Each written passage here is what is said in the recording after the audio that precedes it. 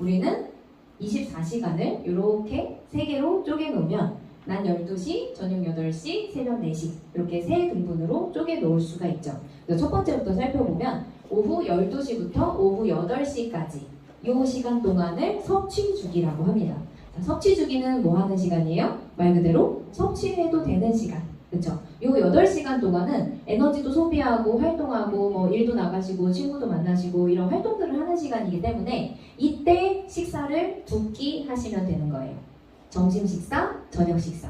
그래서 저녁은 8시 전에 다 끝내주시는 걸로 목표를 잡으시면 됩니다. 일단 별표를 제가 많이 쳐놨어요. 동화주기에. 자, 요 시간이 굉장히 중요한 시간이라는 얘기. 자, 오후 8시부터 이제 4시까지는 이제 잠자는 시간이에요. 그쵸?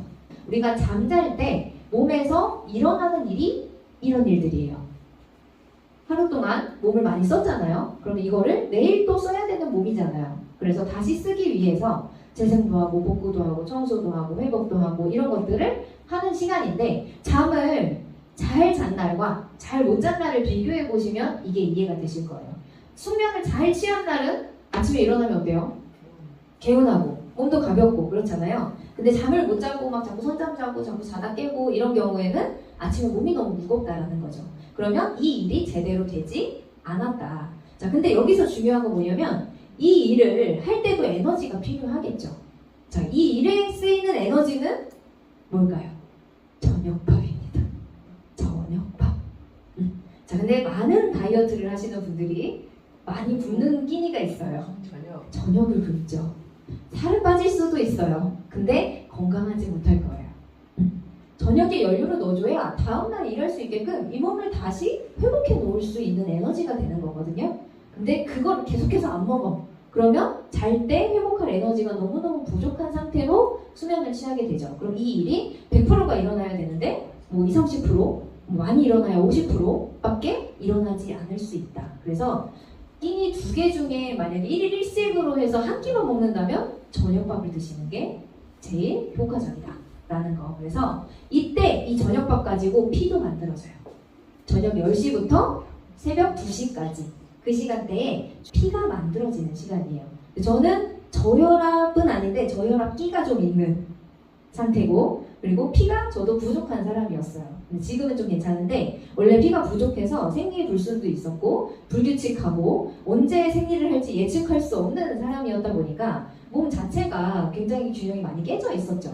근데 밥을 제때제때 안 먹기도 하고 저녁도 대충 먹고 야식을 먹는데 야식을 건강식 먹는 사람이 있나요? 그쵸? 야식은 뭘 먹어줘야 돼요? 치킨 같은 거, 피자 같은 거, 라면 뭐 이런 영양가가 하나도 없는 것들을 먹었기 때문에 그걸로 피를 만든다고 생각해보세요. 이 몸에 얼마나 건강한 피를 만들 수 있겠어요? 절대 건강한 피가 만들어지지 않는다는 거. 자, 근데 야식을 먹는다는 건 10시부터 새벽 2시 사이에 잠을 잔다는 거예요? 안 잔다는 거예요? 안 잔다. 그래서 그 시간에 최대한 잠을 잘 수 있도록 노력해주면서 양질의 저녁 식사를 해주시면 회복도 잘 되고 다음날 쓸 깨끗한 피도 잘 만들 수가 있다. 그때 면역세포도 교체가 됩니다. 그래서 저녁에 먹는 것이 굉장히 중요하다라는 말씀을 좀 드리고 싶고요. 이 시간, 동화주기의 이 시간을 잘 숙면을 취할 수 있도록 해주시는 게 굉장히 중요하다라는 말씀을 좀 드릴게요.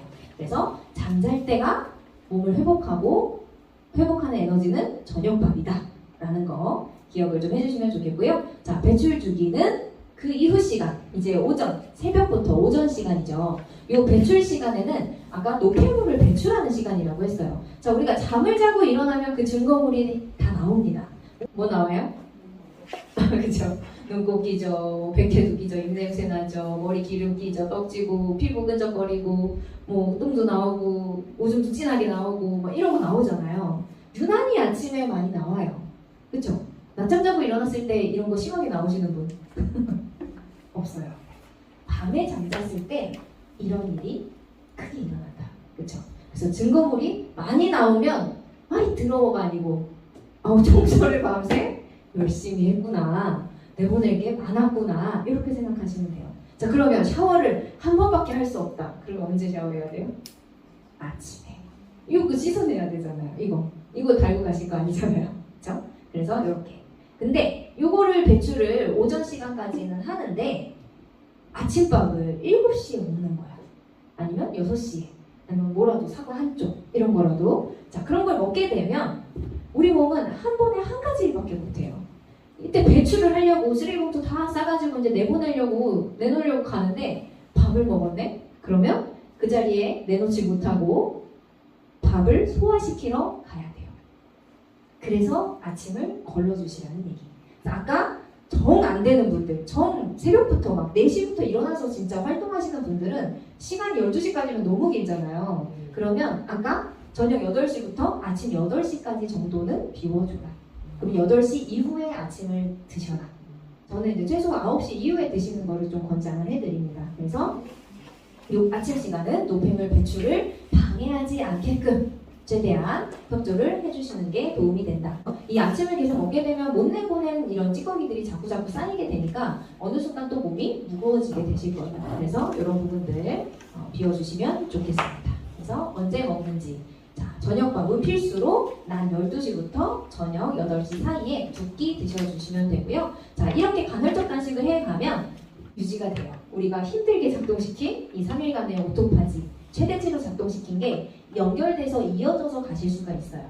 이해되시죠? 그래서 요거를 위해서라도 충분히 간헐적 단식은 같이 이어서 해주시면 도움이 됩니다. Stop!